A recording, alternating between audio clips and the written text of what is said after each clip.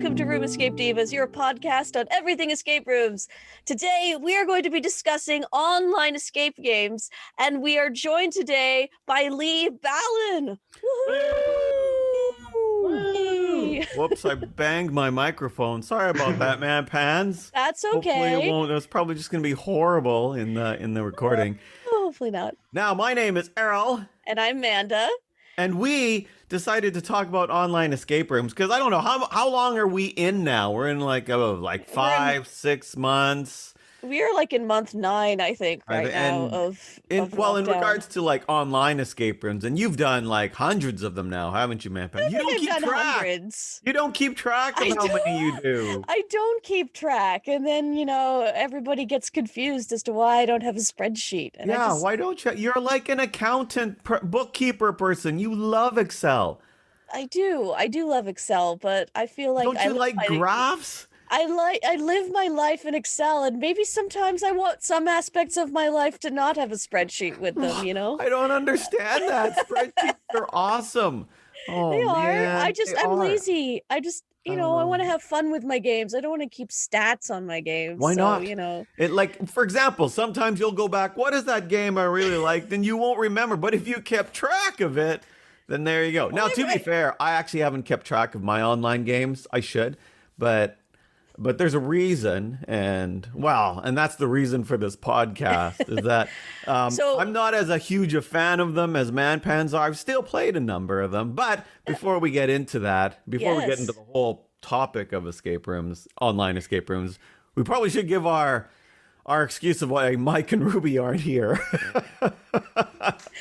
This week's excuse, I think... Well, this came together really last minute, actually. I've been really busy with school, and a lot of our guests that we have lined up aren't going to be interviewed until later in the month. So, we thought of this topic, and then we wanted somebody else here. And so we actually went to the Slack channel. In our escape room Slack, we went to the Play at Home Slack channel and said, in 2 hours, we're going to have a podcast. Who wants to join? Who wants to join? And Lee here graciously volunteered almost immediately. So, hello, Lee Ballin. Yeah. Hello. I mean, this is also on video. Did we forget to tell you that this was all on video as well? Are you against that? Hopefully not. No, I'm fine, and hopefully my cat will join in at some point too. So that's good. Oh, excellent. That's good. We probably should have asked you that before the video started. I just realized that too. This is like a classic Divas move, actually. So it's been way too organized lately. So we needed another last minute podcast. But yes, so Mike and Ruby are not here because we kind of pulled this together last minute, and they are always busy with babies. So we decide, and plus, I don't think they've played. I think they've played one online escape room, maybe. Yeah, so they're not here, but we do have Lee here. So before we get any further into it, Lee, how about you introduce yourself, who you are, what you do, and how you came to the online escape room world, or just even the escape room world? Sure. So hi, I'm Lee. I'm a software developer turned escape room developer turned digital escape room developer. So essentially, I like developing things, and at this point, I don't care what.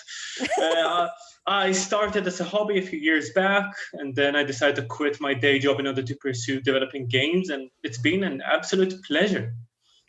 It's so much more fun making people smile than watching my code run successfully. I don't know. Code running successfully, though, does give me joy. Oh, yeah, it is some sort of joy, yeah, but that usually comes after a few hours of tears. Yes. So less tears nowadays, It's true. Many hours of tears. Stupid code. And you currently run one publicly, right? The Pyramids. Yeah, so I run a digital escape game, The Pyramid, which it's essentially a digital puzzle game, all based around cooperation and people working together. It's been going quite well. I've been running it in Hebrew in Israel and in English around the world. It's been great fun. Yeah. So is it avatar led, or is a GM hosted, or No, none whatsoever. It entirely runs on some sort of digital platform where nice? the people communicate between them and see the puzzles in front of them, which are usually some graphics, some audio bit, and some text. It's more about the cooperation between the people than of some sort of GM. Now there are a lot of different online offerings, especially once escape rooms became digital. And I think the hardest part was trying to come up with the taxonomy on all the different, and we discussed that even in a podcast with Brett Keener. And to be clear, most of my beefs usually are the avatar led ones. And I love the take, even though I haven't had a chance to play them, I do like the take home ones. I do like the subscription boxes. I do like ARGs, and I do like puzzle hunts. And I have liked some of the online escape room games. It's just that it's in my mind, they're just really made for two people, but there are always 4 or 5 people there, and I invite them, so they're not like they're public games. But I mean, Manpans, one of the things that kind of sparked this. Did I already say this in this podcast? Is that Manpans? You didn't say it in the Twitter post? podcast yet. I haven't you said said it in the podcast. No. Manpans posted something publicly on the Facebooks that wasn't political related. Very good, Manpans. Wasn't political related? How? Well, no. Okay. I meant like not that you post political things, but my Facebook is filled with politics, and now Oh. Right. Now Alex Trebek. Yeah, Yes. I just saw that, which is very sad. Yes. But yeah, so I posted something. I played a game the other day, and to be fair, I didn't mention this in my post, but it's something I do struggle with escape rooms in general, and just in my life general, and that when there's a lot of noise going on all at once, people shouting, music blaring, all sorts of crazy chaotic things, I actually usually need to take a time out for myself, which is easy in an escape room, because I can just walk off to another area and work on something by myself and try and tune people out. And but it's a lot more difficult. And I've actually got pretty good at managing that in the in-person escape rooms.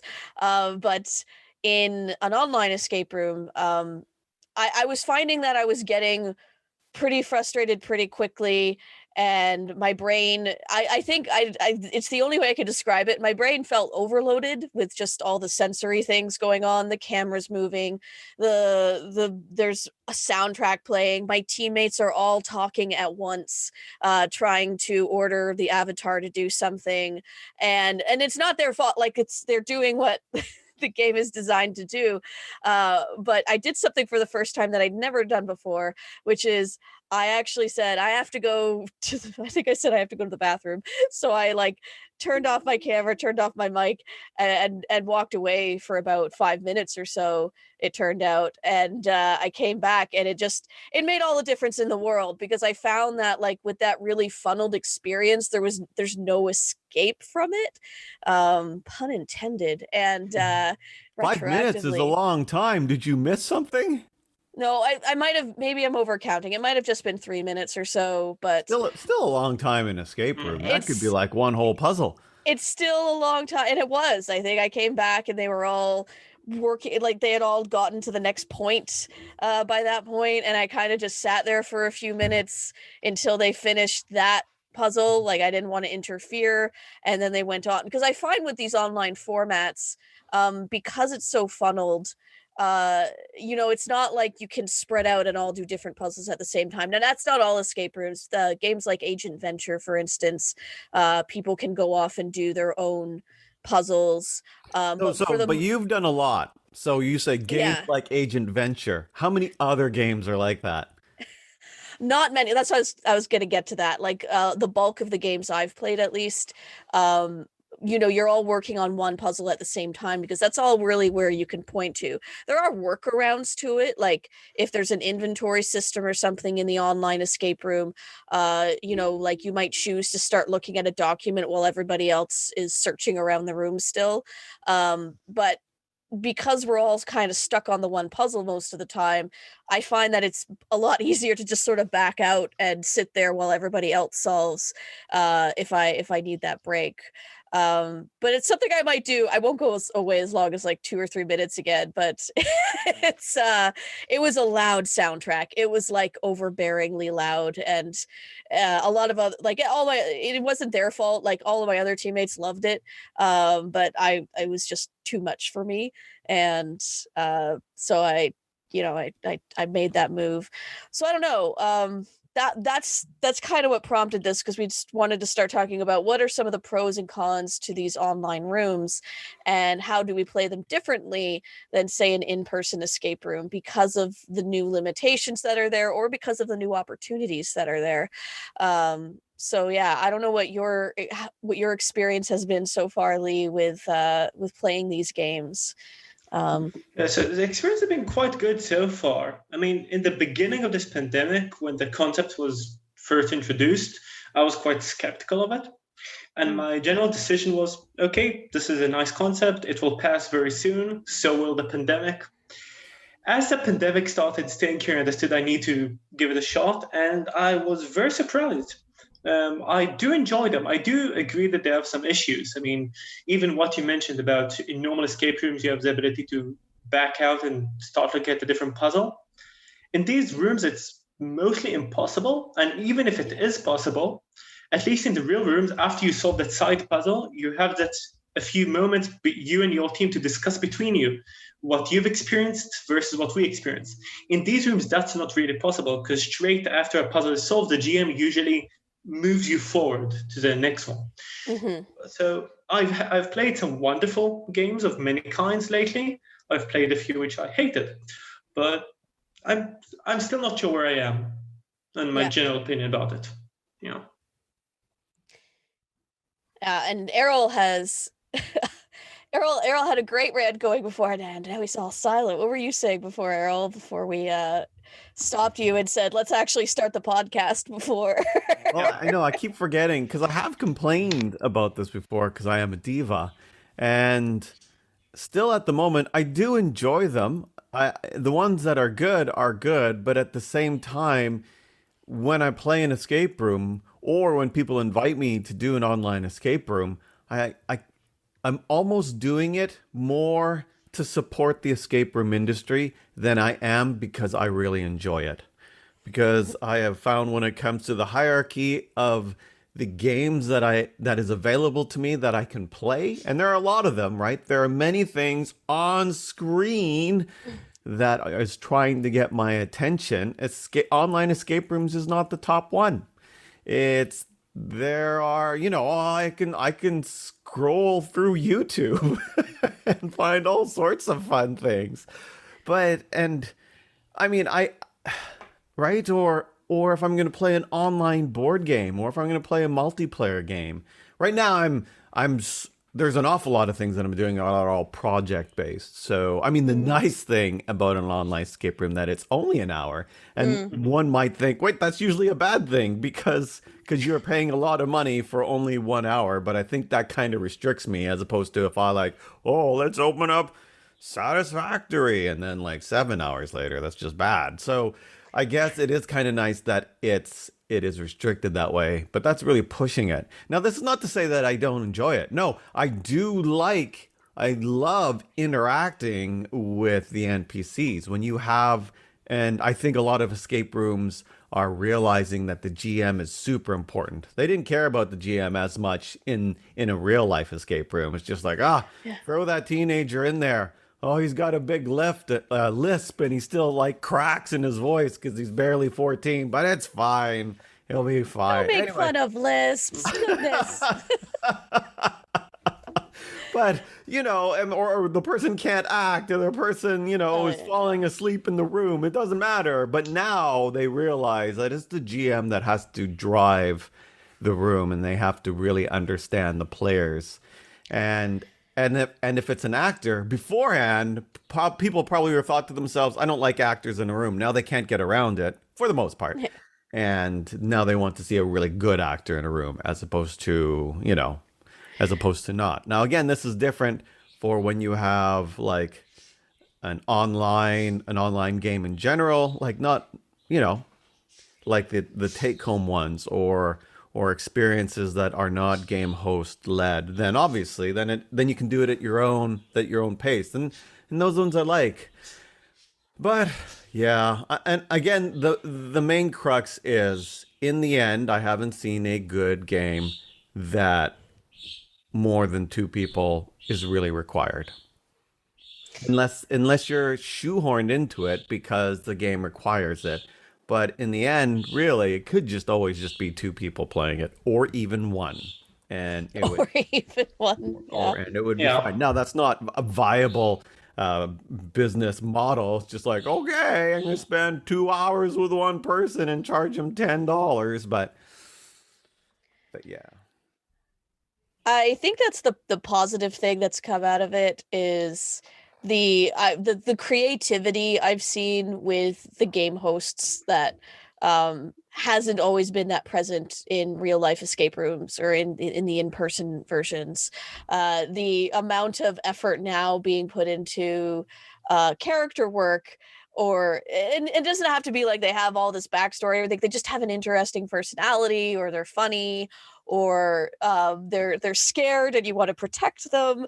Like you kind of have to convince them almost to go on with the game because they're acting like somebody naturally would in a scary situation.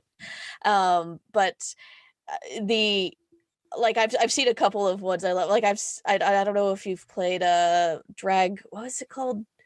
Oh, the Drag drag Task, queen one.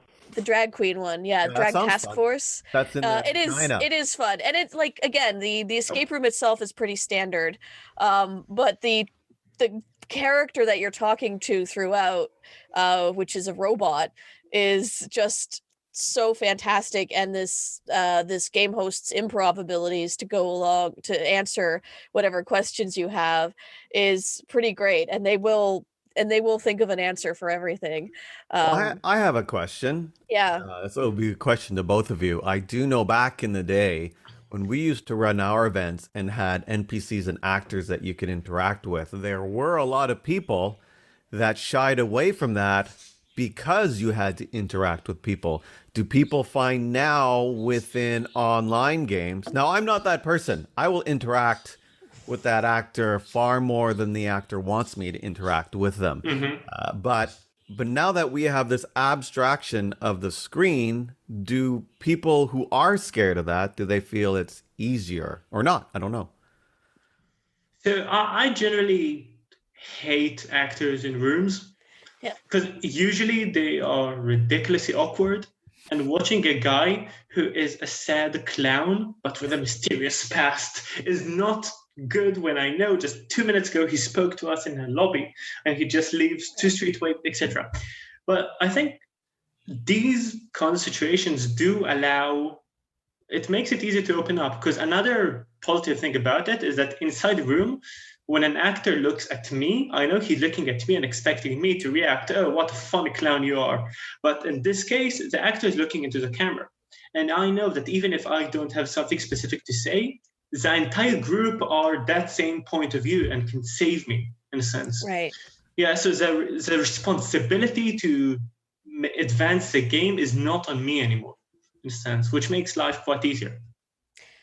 I agree. And I've seen a couple of, like, I also hate, despite the fact that I love NPCs, interacting with them does give me a lot of anxiety. And you know, like, especially if it's very open-ended, when they ask you a very open-ended question. And there were two instances in which it happened where one worked very well and one did not work. So the one that did not work was the prison escape in the Netherlands, where we were very shy about giving an answer, and then we became shyer because we realized that our answers had very bad consequences if we got it quote unquote wrong. And so there wasn't a lot of chances for us to fail in that way. The one that got it more right for me was Miss Jezebel, where we were very shy because, like, you know, I think the character walked in the room and just said, "Oh yes, and what do you do for a living?"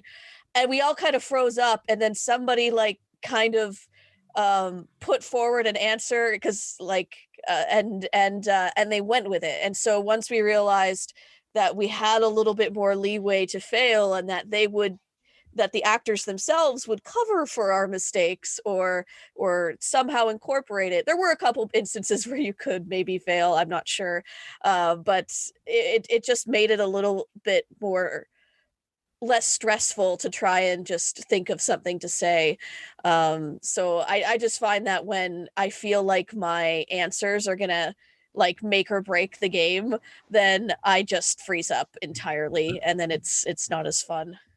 Yeah, I think Miss Jezebel is very good in that sense because while Errol mentioned that there's a layer between us and the actor, in Miss Jezebel there are two layers because it's us giving instructions to an actor who's talking to another person in the room. And that two layers makes it even easier to have it. A great game. Yeah, I love the game. Errol just played it recently. No, I enjoy that game. I think actually it's not a problem.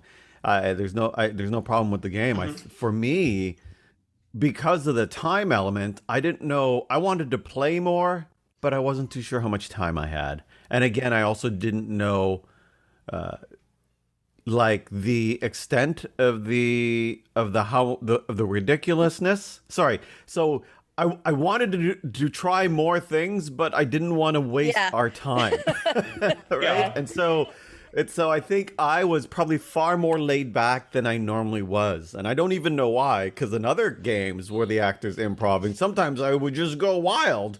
Where in this one, I didn't go wild at all. I think the main difference is like if it's an in-person one and there's an actor in the room, Errol will be quite happy to go over and bother that actor for the rest of the game, knowing that we can split up and do the other puzzles while Errol, tortures the actors.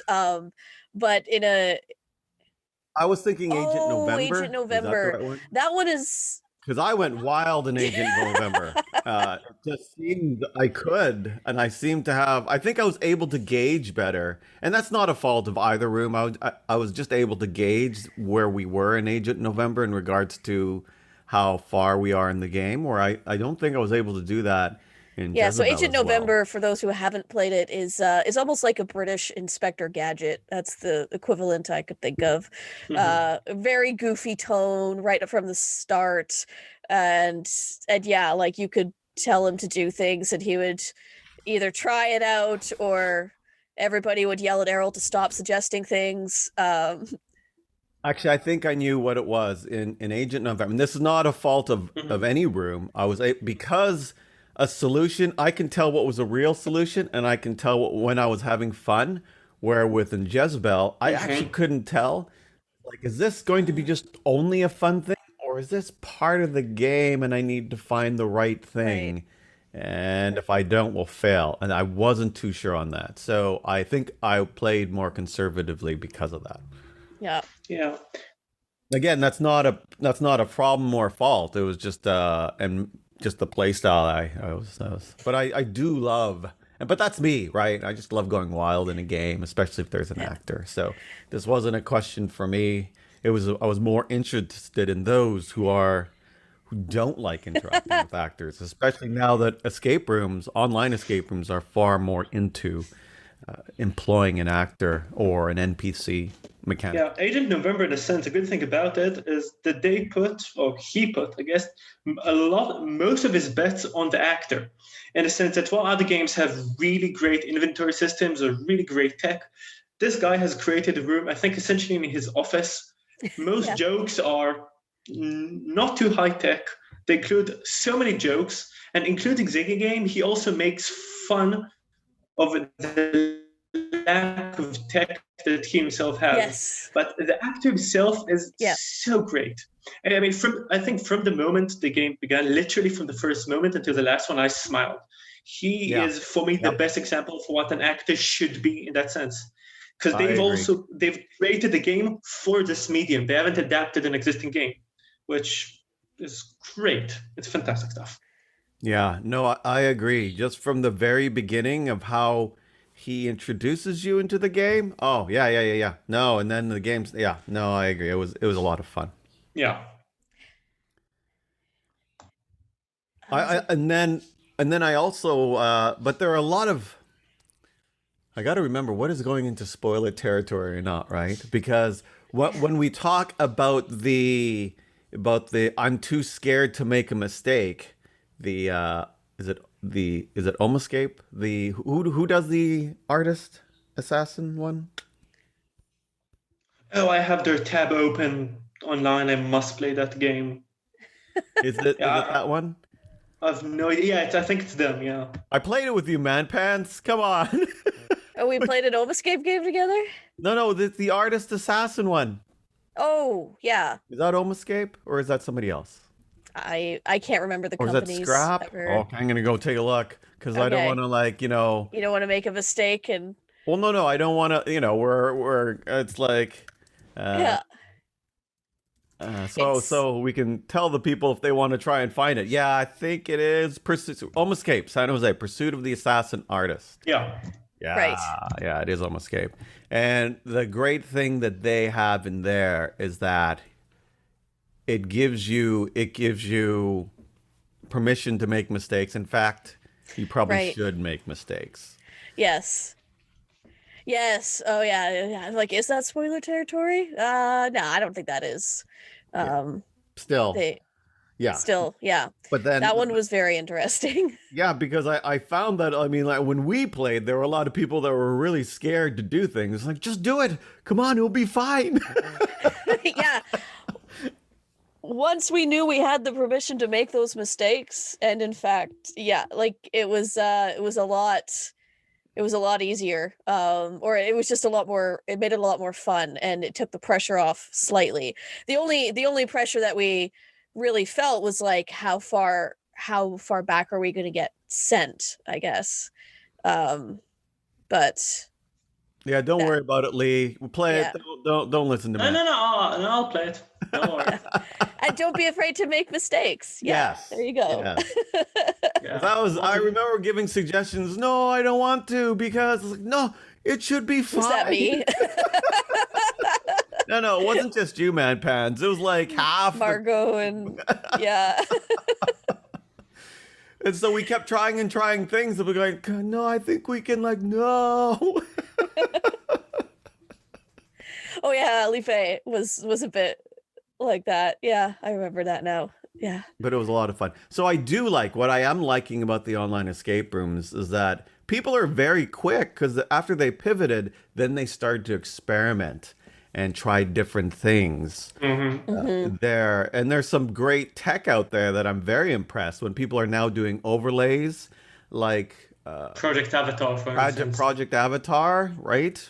Yeah. Or like because when their seamless video is like, oh my goodness, that's impressive. How are you doing that? Yeah, with Project Avatar, the fact that we didn't have to like open up a separate YouTube link that they sent us in a Zoom chat or something, that the video just happened right in the Zoom call, was fantastic. It just made I've it seen so much more nothing like immersive. it. Yeah. I've seen really. But the thing is, we are in an age where online games is a thing, right? And I understand that it's going to take a while to develop that, but there's still so much more that an escape room can do because you're not restricted to it being in real life. Just like with Agent November, he didn't have very much tech, but it didn't stop him. He can do all sorts of fun little things that will still be fun for the player. And I remember I was talking to Melissa of Improbable Escapes, and she was just showing me the build of one of her new rooms. It's like, this is great, I don't have Is that I don't the have to Christmas one? I can't remember which one she was showing me, Okay. but she was saying, yeah, we don't have to worry about maglocks anymore. This is amazing. Right? Right. Right, normally a build, they wanted to do it in a real room, but so they were just building one. And they didn't have to worry about the tech as much. They don't have to worry about fragility of items as much. There's all sorts of things. And you can fake so many things because you don't have to build a real I don't know, you don't have to build a real backdrop. It can all be fake. It doesn't even have to be tech. You could just, I don't know, matte paint it if you want. Really, Hmm. you can use mirrors. There are a bunch of things you can do to make it interesting. Yeah. I have a question of sorts. So we played a game yesterday. It's the Truth Seekers Oh game that yes, they did it was free. It was and it and they're was doing 5:30 in the morning for you. not that one. That Oh, one that was in wasn't the 5:30. evening. We This actually is played Project Avatar at 5:30 in the morning, which probably contributed to my sensory overload because the wait, Project wait, Avatar is the one with all the wait. soundtracks. Did you do Project Avatar Stalker? Is that what? Yeah, Yeah. that's the one you did. Yeah. Oh, So okay. so now I know which one you've played, and now we can actually compare notes. And because Errol and he's like, I finally played Project Avatar, and as he was describing the game he played, I'm like, this sounds nothing about like our Nothing like it. experience. Mhm. And eventually, he showed me like the overlay screen that he had when they took a picture, and I was like, oh yeah, that's not our game at Mhm. all. Anyway, we played that game. We played Truth Seekers though, and that one was at first it was 45 minutes, which has been so long since I played a 45-minute game. I had to like really remind my brain to like reset its expectations about our progress because with an hour game we have that extra 15 minutes, but I did find it was really well paced, that we actually finished it in half an hour, so that was a good sign to me because if an experienced team can finish it in half an hour, that means that an inexperienced team has more of a chance to finish the whole game. Mhm. And anyway, the thing was is like as they were going through, I think we figured out afterwards that I think the room was repurposed from a previous room they had, Yeah, the and it heist. yeah, okay, and it reminded Mhm. me of a with these games that are in older escape rooms, it just reminded me like stuff that took us about 10 minutes to find. I know that had we been there in person, it's probably one of the first things we would have found, just because of the searching nature of in-person escape rooms, right? Like we would have been like yanking on all sorts of things and being like, oh look, I found a door. And this one, it's like we have to tell the avatar to do it, and we're not necessarily going to know right away that maybe something is out of place. But I was curious, if you found that, Lee, at all when you played as well, like just judging by those rooms, whether like did you find that there was more of a time crunch because of the searching aspect of things, or No doubt. yeah. Mhm. Yeah, I mean, Truth Seekers is a great example too, because uh, just by you describing your experience, I know exactly what you're talking about. To show me. 'Cause we were stuck for a few long minutes on exactly, I'm certain it's exactly the same spot. Yeah. Yeah.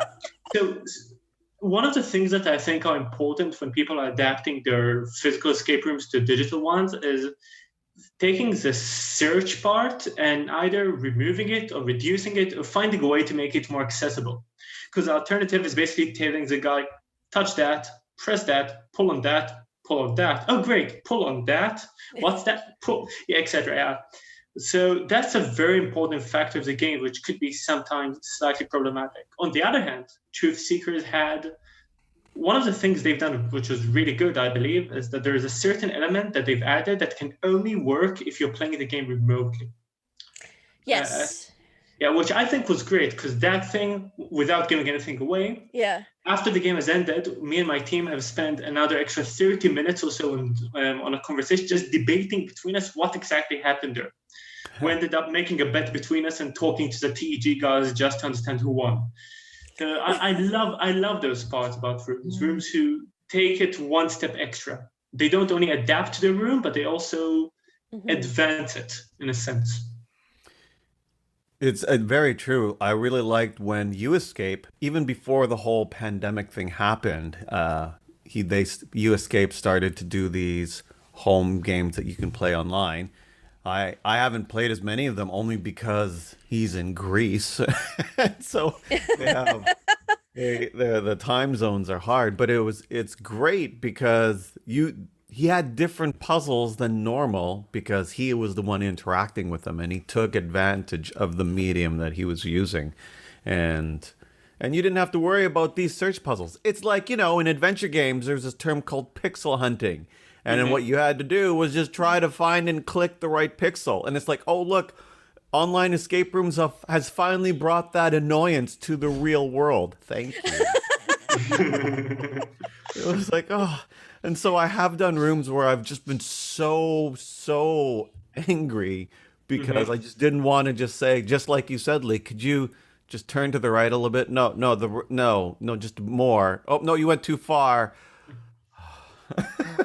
It's like, come on, help us. Now, there are some games. I do know that Project Avatar was really nice about the searching aspect because, if we saw it, then he saw it too. And he wasn't trying to like overshoot. Okay, we're going to grab that. Oh, you missed it. Oh. Or if we didn't see it and we're sitting there contemplating where to look, like his camera would just sort of start to shift to an area that like clearly there was something that we were missing. And we were like, can you go over here? And he's like, yeah, sure. But also I'm going to look here again, just in case you need to get a little hint. And he does this all without words, right? And it works very well.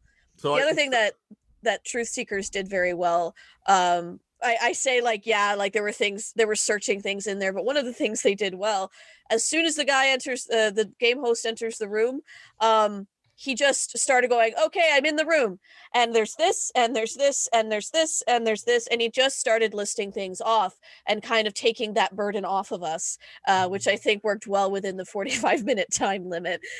Because if we hadn't had that, we would have had to try and figure out where the best place to look first was, or at the very least, he showed us the main areas to focus on, so that we weren't like, oh, look at that quarter of that ceiling over there if you could. I don't know. I'm wondering right? Because a lot of escape rooms tended to be open path, and you can always work in parallel because you had multiple people. But this medium really is linear, because even if your room is going to be open path, we're all going to act like newbies and just go from one puzzle to the other.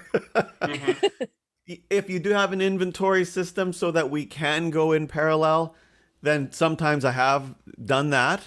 I remember when I played a game with Manpans, I was just going through, which one was the one that I played with Manpans? That was in, where was that? That was in, the one that was inside the trailer. In Italy. The robbery. I know which one you're talking about. Yeah. The robbery art. No, it was a fortune teller. Yes, yeah. Sarah? Yeah. That was done by Pablo, who's yes, your friend. Yeah. And I'm trying to. It began with a B. I wish I could remember the actual name off the and top I of my actually head. like that, mainly because there was two of us, and two, I could look at things while you were off somewhere else, and it felt more like an escape room. But when it became the later ones I've done, and there's like 4 or 5 of us, then it became more of like, we all just went from one puzzle to the other, and it was. And so really, only one person can navigate that. Sorry, you're going to say Manpans? Yeah, so Lee, you have now designed an online experience. Now, it's not avatar-led. As you said, it's a digital one. So is that one of the ways you tried to tackle that kind of challenge, or? So for me, the main intention was that in these times, people are far away from each other, and for most games, the physical distance between the players is a negative. You can feel the distance, the experience is not the same. So my intentions were creating a game in which people are forced to work together. In a sense, in each puzzle, the group is split into 3 teams. Each one of the 3 teams has a different third of the puzzle in front of them. The teams are not allowed to share their screens because that would just ruin the entire fun, but they're allowed to talk, write, draw, dance, cook, paint, whatever comes to mind in order to have the data between them. And it's fun watching teams play that game, because in normal escape rooms, when large groups enter, a few of the people will usually find themselves left out in a sense. They'll stand back as a few of the main people just stare at the box. So here, because the data is split between the people, everyone has that ability to feel valuable in a sense. So so I try to tackle that sense, and I'm really enjoying watching people suffer through my intrusive thoughts. Yeah. Sorry, I misspoke. I meant enjoy. Oh no, don't worry. A lot of people suffer through my stuff, and then they tell me to my face how much they hate me. So it's all good. Yeah. Yeah, it's high school all over again. So I find that this is true, especially on online escape rooms. Either A, I tend to be the driver, or B, I just don't say anything because someone else is the driver. But then I don't do anything else. And so yeah, that's a big dilemma I always have, especially when I play with friends who do not play too many escape rooms. I'm always in the dilemma of, okay, I think I know the answer, but I've played many of those rooms. So should I let him? Should I not? So it's always quite a tricky situation, especially in these kinds of games with one perspective for the players. And even if there are four of us, so when I play with my sister Margot and Myra, I play with the 3Ms, and Myra is usually the quiet one. And then I feel bad. It's like, Myra, are you okay? Do you want to say something? And so sometimes I'll just like throw decisions at her because she hasn't said anything. And she's certainly, if she doesn't want to say anything, that's up to her. But I sometimes feel like I want her to also enjoy the game too. So where I think Margot and my sister are very good at speaking up whenever they want to. Yes, they are. Especially my sister. I think Agent Venture was mentioned really just a while back. And Agent Venture is another great example of making sure that everyone feel relevant in a sense. Each person has their position, which I love that about them. Agent Venture, my team has played both games that they have on offer now. The first game, we happened to choose the roles for ourselves that would fit our personalities, and it worked very well. And then for the second game, we thought, we should maybe give everybody else a chance to like see what the other roles are like, and maybe we should switch up roles. And that was the worst decision we could have possibly made. Were you Captain Man Pans? There was no captain. My captain? No, because we only had 4 players. Like, so there's no. Like, there's just so I was the researcher the second game. The first one I was the communicator, which is the interactive one, which I was nervous about at first, but I had a ton of fun just coming up with excuses and improvising with the actor. And so I was quite happy to do that. And, but the second game I was the researcher who has a bunch of documents. Like Lisa would be very good with the researcher, who has a bunch of documents that you need to like find and sift through and then provide information when it's requested. And I didn't do too badly, but there was like moments where it was definitely like, wait, what? Hang on, I'm looking for it. And like, that's just not my skill. You don't like detail. That's fright. No, I do like detail. I just like time to review the detail. Yes. You don't like rushed detail. I don't like rushed detail. Same with like, and then but I knew I could not be the navigator because my visual space ability is just non-existent, and I would not be able to convey a map to somebody verbally. And so I was like, no, I can't be the navigator. Like, what about the hacker? The hacker often has to do like little mini puzzles. I thought the hacker did logic puzzles. Yeah, they did logic puzzles. Perfect for you. Yeah. No, but under pressure, man. But you don't like logic puzzles if other people are around. See, I think that's great because I hate logic puzzles in escape rooms because logic puzzles can really only be done by one person, and then if there is another person, then that person's really more the logic checker, checks them, and it's like, oh no, nope, you're wrong, that one rule, and then they shut up. And that's really what they should be doing. If you have a logic puzzle with 5 people, then just leave the room. That's useless for everybody. Well, our hacker was great and loved that role so much. I think she was the only one who stuck with the role that she had the previous time. And she, because that's all she would do is she, like, while we're going through the story, she's just sitting there doing all of the logic puzzles. And then we'd come up to a terminal and say like, oh, this needs hacking. She's like, I already hacked it. It's done. 'cause that's all she would do. So in that sense, I'm like, oh, do I miss out on the story then if I'm too busy like, Yeah. Is hacking that away? Sim? That's Sim, yeah. Oh, yeah. I guess correctly. She Yeah. just seemed like the person that loved logic puzzles. Yeah, she adored it. So yeah. We now we know we're like, oh, we should not have switched up roles because I don't think we won that one. We with like 10 seconds over or something, and yeah, it was bad. But sorry, all of that said, that it was a really good way of splitting up our roles and being able to work in parallel.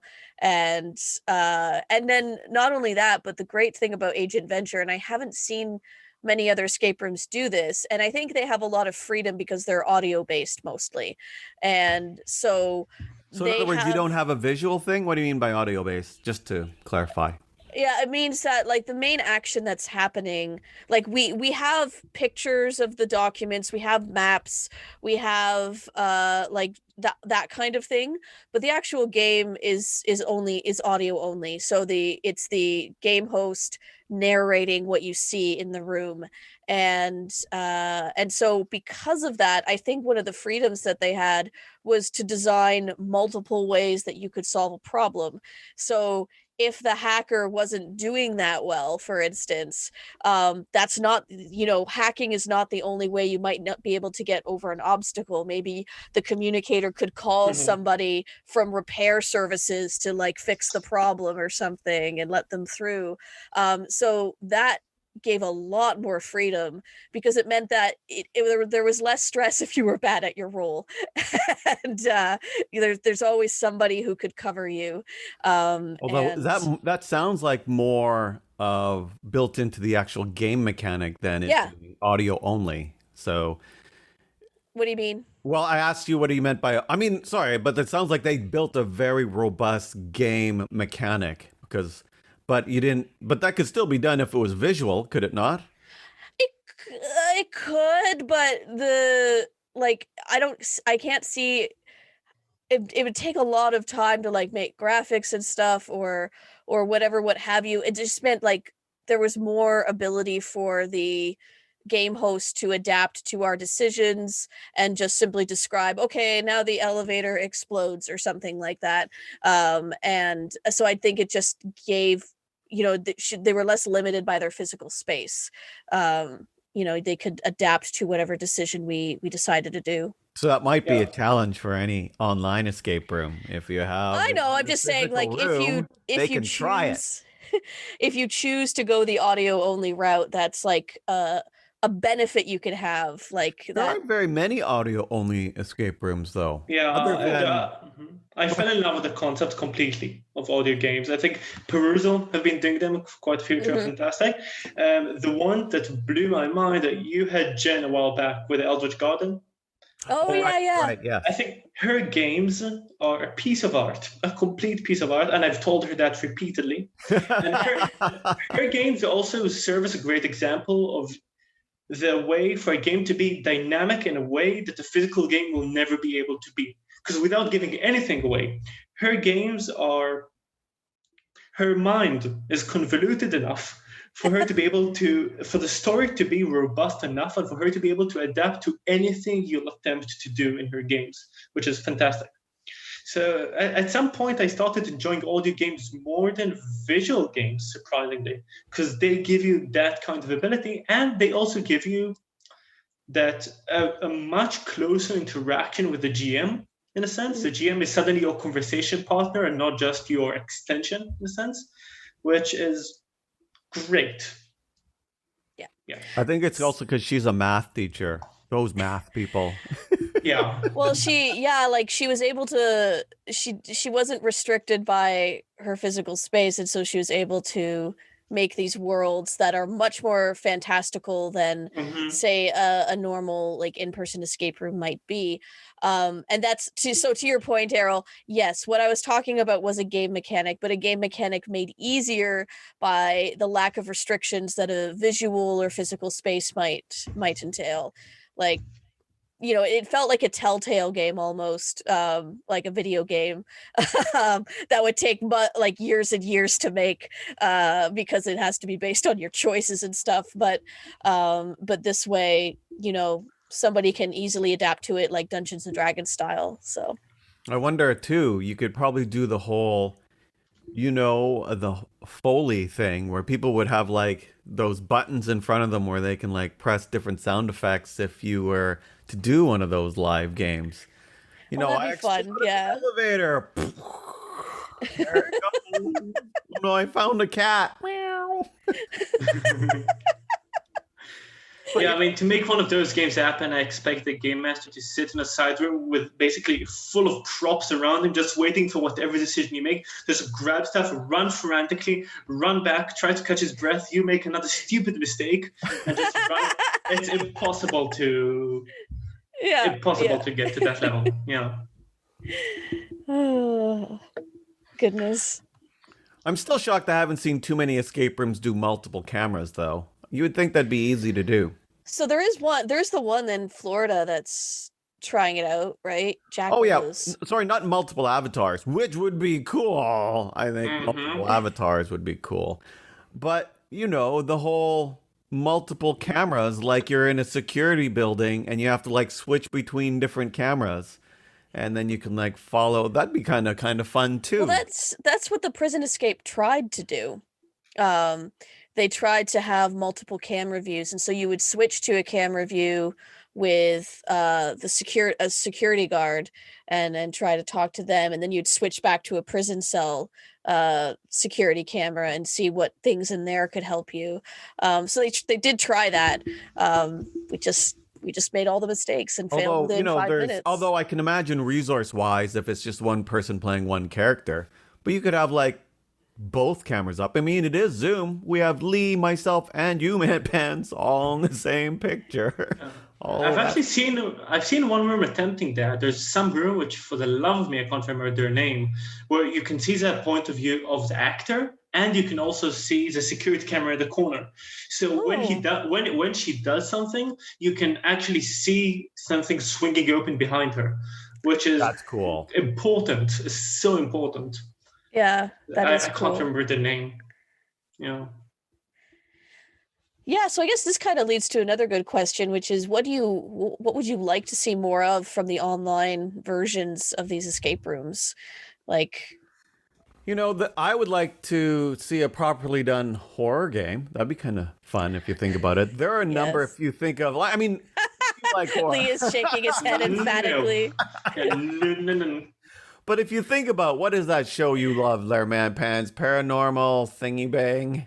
Paranormal Thingy Bang? Whatever. There's a couple of, what, are you talking about any found footage type of the movie itself, right? Whatever it was. And then you're going through all the different security camera thing. Paranormal, I don't know what it's called. Paranormal Activity. Is that what it's called? That's a movie, yeah. Yeah. So if you think about it, they've been doing this. And now that you're on video, you can do it too, right?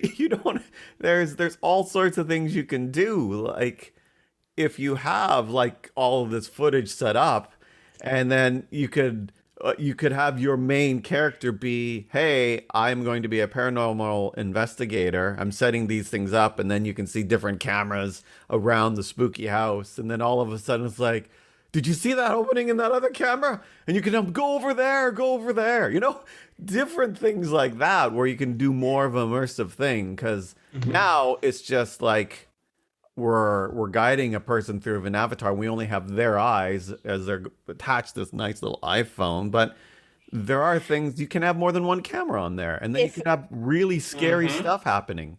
If we had more time during the escape jam, what I absolutely wanted to create, the escape jam that we did was spooky themed, and I wanted to create like a found footage type thing, and I thought it would be cool if we did it like if you've seen the movie Unfriended, it takes place over a Skype call, and that's the view. Like a horrible thing.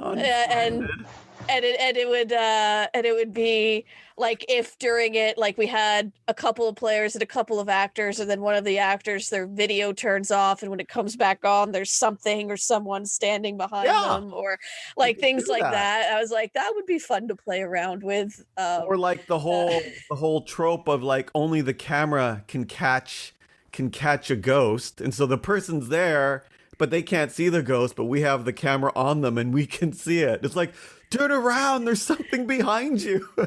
Or Yeah. if it's like Aliens, where all of a sudden as people are dying, their camera just winks out, and it's like, could you imagine if you have like a whole platoon of people and then they all start dying, and then they're Or it comes back in later and like it's the same person, but they've been taken over by an alien egg by now, and you have to try and all catch them in sorts it. of fun Something things. like Anyway, that. Yeah. sorry, that's Yeah. still again using multiple cameras. But I think when it comes to narrative, well, that's another thing. You should love this, man, Pans, is the fact that narrative is required far more. In Yeah, I do love that. I love it so much. I'm like, yes. You have to now, or no one will play your game. No, I that's not true. Like, if people decide to just do an online puzzle thing, that's perfectly fine. But the things people tend to be remembering now are these fun characters they interact with, and Sure. the and some of the experiences they have. So, Lee, how about you? Is there anything that you would like to see from online games in the future? So I definitely want to see people use the medium of the remote game more to their advantage. I think a great example. Am I allowed to spoil a game without mentioning which game I am spoiling? Let's we can always edit it out if it's Oh, I'm the one editing this now. But no, yeah. we Go can ahead. edit it. Yeah. Okay, so I could just make Arrow work a lot just by throwing spoilers into the air once in a while, just making him work for the post edit. No, but there's one game in which some portion of the game is treated like an old-fashioned 2D side scroller. in a Well, that's sense. funny. It's great. The camera itself can only move right or left on the wall, and you can see the actor. There's someone else moving the camera, and the actor, for some reason or another, can only move a limited amount of distance each time. So as he is able to move more and more, the room itself expands, even though the room itself is basically just one long hallway. And that's a really good example of how to use the medium for your advantage. I'd also love to see some really good fantasy and sci-fi rooms to somehow use the medium. Okay, have you guys played Before Moonrise, Escape New Haven? No, I haven't yet. So Before Moonrise is one of those games where, in the sense of adapting to the medium, there's nothing too spectacular and no new things. But on the other hand, that game made me stare into the screen with childlike wonder at least 3 different times along the room. And that somehow caused that game to be one of the favorite games I've ever played, just generally ever played. So finding the way to make that kind of fantasy excitement come to life using the medium would be fantastic. Which is saying something, because the majority of my online escape rooms don't beat real life escape rooms. Yeah, that's the only one. Yeah, so if you can find, or if escape room owners can find a way to make an online game as enjoyable as a real life game or any type of game, right? Because, I'm a gamer. I played lots of games. Yeah. So it'll be wonderful to find a game, right? Now that the Terpeckers are coming up, we split them up because I knew that there are very few games that will be able to beat an online game. So, and they're 2 different experiences for that matter. Yes. Catacombs in real life is different than Catacombs online. Prison Escape is different in real life than Prison Online. Yes, very much so. Completely true. Yeah. And I think it like you said, it's a sub medium of sorts, and it's kind of funny how it's come full circle. Like escape rooms started online, like in their very earliest incarnation, which is with the Flash games, where you're just in a room. They were brought into real life, and now they're back in the online space again. But if they are to stick around, I think we are still in the stage where it's very much a pivot to try and cover for the fact that a lot of escape rooms are shut down. And if they are to stick around, like you said, Lee, they really need to figure out what works well with this medium. Like now we have a camera control. We don't have that in real life escape rooms that often, like unless you're like have a puzzle with security screens or something Of like course. that, right? Yeah. But the fact that we have cameras now, the fact that we have an online space to explore, designers really need to figure out what elements of other types of games that use these mediums they want to bring into their escape room, such as like ARG elements, video game elements, like the fact that you can use the camera to your advantage and make a 2D side scroller, that you Yeah. couldn't do that in a real life escape room. So You it's could like make figuring a out fight simulator. a fight fight. simulator. Oh yeah. I'm kidding. Okay, that'd be ridiculous. No, now I'm thinking like, well, you just have two actors sitting there like doing the bouncy thing, and then like Project Avatar's already kind of melded a real life escape experience with a video game. I felt I had like flashbacks of things like Doom with like just the hands floating out front, waiting to do something. Yeah. I loved it. The way that I did a very poor impression there. Well, mine wasn't any better. Yeah, for people who are just listening to this as opposed to watching the YouTube version, they're going to be like, what are they talking about? That's true. Yeah. So I have to remember that. Anyway. Yeah, I think we're coming up to an hour now. Yeah, I think that's a good note to end on as we discover new escape rooms and continue to experiment with these online escape rooms. And I would love to do an in-person version again, but I also would love to see Puppets. You don't what see very many else? puppets in escape rooms. Puppets. Sorry, that was random. That's oddly specific. I know now I'm thinking of a puppet version. What if there was like a puppet avatar that you know But it's perfect for the medium. Why isn't there puppets? Yeah, Errol just looked over. I'm like, I feel like there's a puppet right to his side there. Yeah. There's some thought process that just went into his head, leading to him exclaiming "puppets" into the air. Yeah. I don't understand my brain any more than anybody else does, so it's okay. That's a scary thing. So, are you making a lot of games now, Lee? You were saying that you have one, for example, you have one public one, but you do a lot of private ones. Are most of yours private? So I mainly run the Pyramid, of course. It's mostly for corporates, for large companies of either hundreds of people sometimes, and for private clients. But I also develop digital games for specific clients. For the Jewish community in Vancouver, they wanted something, various city halls in Israel, etc., etc. It's great fun because I think in these times, a lot of people, a lot of industries slowly start to discover puzzles and puzzle games as a medium, which is great for them, which is fantastic. Not only as someone who develops them, but just also as someone who loves playing them. It's always an absolute joy. Mm-hmm. Yeah. Nice. How long does it take you to develop a game? Depend on the client and the requests. I mean, a client who knows what he wants, it can take a matter of a few days until we have something great to work on, because I'm using this a website, which I'll just push in, travelandquest.com. It's not owned by me. I won't make any profit of it, but it's a great website on which you can create your different kinds of digital escape games. Ooh. So if you've ever considered developing those games, it's owned by a really great guy, and once again, I have no profit in it. I just really enjoy it. So with that, it's quite a short period of time.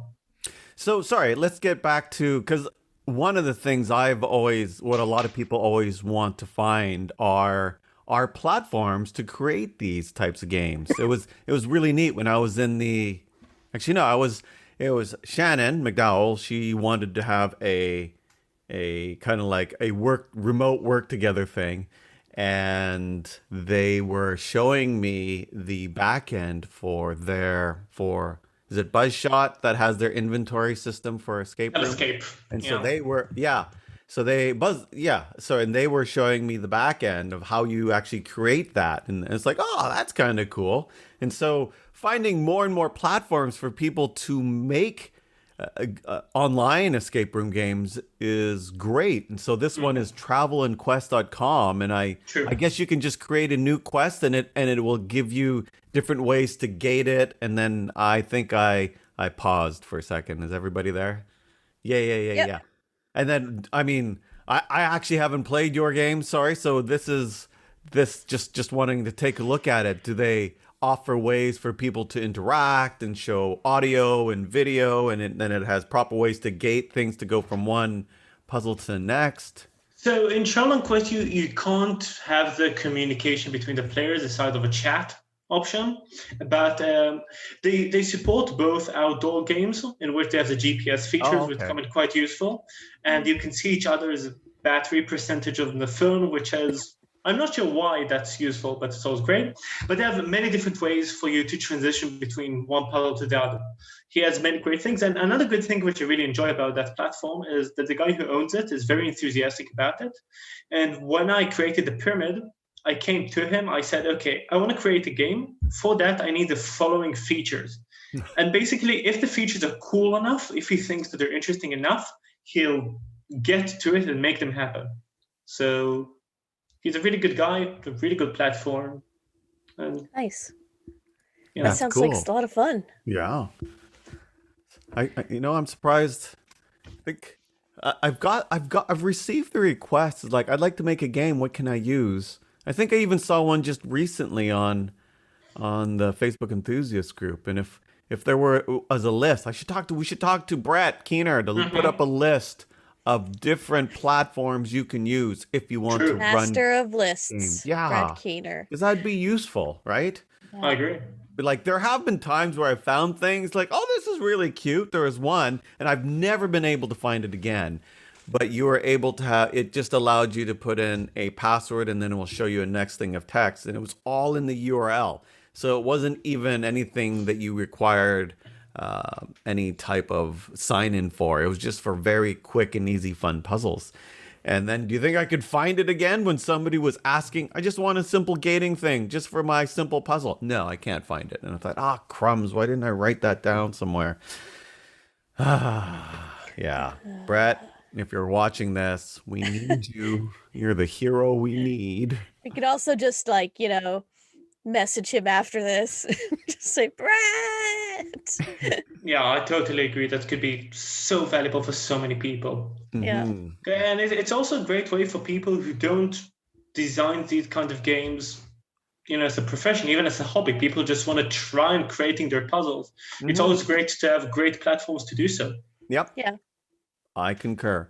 A lot of people use Google Forms or Mhm.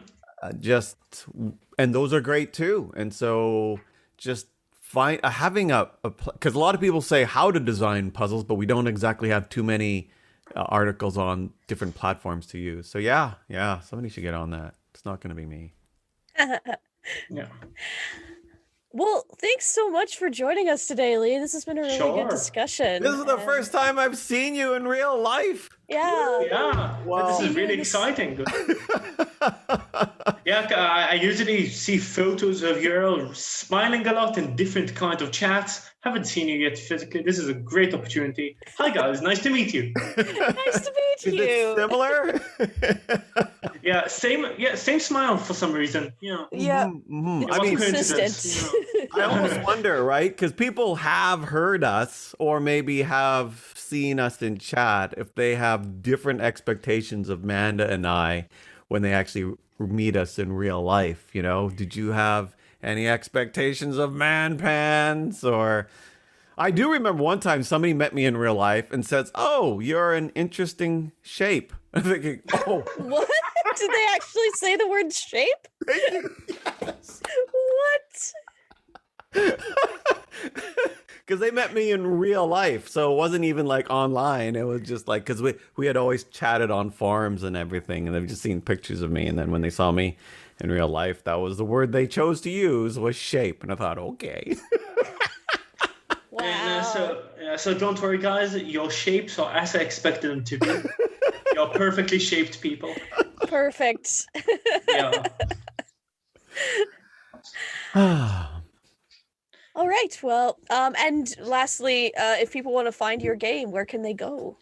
Sure. So you can go to facebook.com/Pyramid Escape Game, or to travelingquest.com where you can find the game there. Or if you just want to send me a message directly and ask me about it, facebook.com/Lee Balan, but with only one L for the last name for no apparent reason. Yeah, because I've recently learned that if you use two L's, you can get to some singer from, I think, Japan. Oh, So I had some period of time in my life, a few years back, where people started adding me to Facebook, who were big fans, but not of mine, of the singer. oh, So, yeah, that must have these been were fun. a weird revelation for them when they. I don't care. I felt popular. That's And another thing too is Lee is a bit like myself, where we join every escape room puzzle adjacent social media platform that we can. true. So if you are in one, you just kind of have to just say Lee Ballin, Lee Ballin, Lee Ballin, and he'll just appear. He's just like Beetlejuice. Yeah, and the good thing is that about 6 months ago, the concept of day and night have disappeared completely. So you can basically find me at any time around the clock for no reason. Yeah, what time? Because you're in Israel, right? You're 7 hours, 8 hours ahead? Or- It is now just over 10 p.m. here. I'm not sure what Okay. it is for you. I think it's So 3 it's 7 p.m. for hours. you. 7 hours. Yeah. Yeah, that sounds about right. Yeah. Yeah, Wow. because even initially I thought you're going to need someone for 2 a.m. your time or something, and I was fine with that. At this point, yeah, I remember time used to be a thing. Yeah. Yeah, It used to be a thing. Yeah. Yeah, no. Yeah. I think my record so far of weirdest time to get up for an escape room was 2 a.m. and I basically stayed up till 4 a.m. playing essentially. That's hardcore, man, pans. That was Miss Jezebel, which was probably the perfect time to play that game. Yeah, so for Miss Jezebel, we needed to handle one person in the UK, one person, I think, in China, the game in the US, and me in Israel. Yeah. So we had to go through all of us. It was 7 a.m. in the morning for me, and that's a weird kind of game to play at 7 a.m. That is, yeah. Yeah. Yeah. We had the same experience, yeah, like when we were coordinating, because we were coordinating 4 different time zones, 4 extreme different time zones. And it's one of those situations like, well, somebody has to lose out.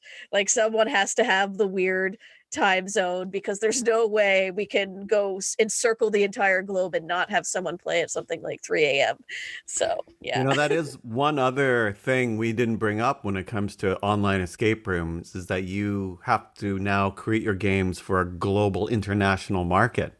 Yes. And I do remember when we were making our ARG for Recon, and then I think it was Mike was saying, or Augie wanted to say, should we just have them phone somebody? And it's like, no, I'm Canadian for one thing, and I don't want to call anywhere in the States because that's just a bit too much. And the same thing, you don't, if you all of your players are like all in Europe or Asia, then it's kind of cruel for them to call the States. Yeah, that was. Where's Project Avatar located again? I can't quite. Ukraine, I believe. Ukraine, that's what I thought. And so it was so funny because we were playing yesterday and I realized from the player perspective as well, you have to watch out what slang you decide to use in an international game.